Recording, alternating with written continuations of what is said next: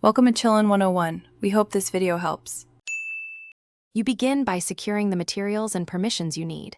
Obtain 10 to 30 clean voice samples and a signed license from the artist. Once done, record any missing lines at 44, 1 or 48 kHz in 1624-bit resolution. Use a quiet room and pop filter. Next, make sure to clean audio, denoise, normalize levels, and trim excess silence so the model learns consistent timing and tone.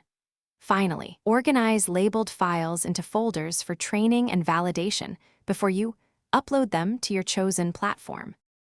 You now move into model training and careful tuning. First, pick whether to fine-tune a base TTS or use a specialized voice clone pipeline based on compute and fidelity needs. Then create phoneme-aligned transcripts and add style tokens to capture breath, pace, and emotion. Once training begins, run 3 to 5 short passes, validate on held-back lines, and compare spectrograms. Make sure to adjust learning rate and augmentation if you see artifacts. Iterate until synthetic samples match the artist's cadence and naturalness. You finish by generating multiple previews with varied prosody, pitch, and temperature to pick the most natural renderings.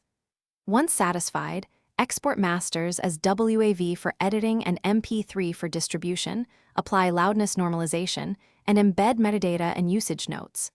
Before release, perform a final rights check and create a log of prompts and settings.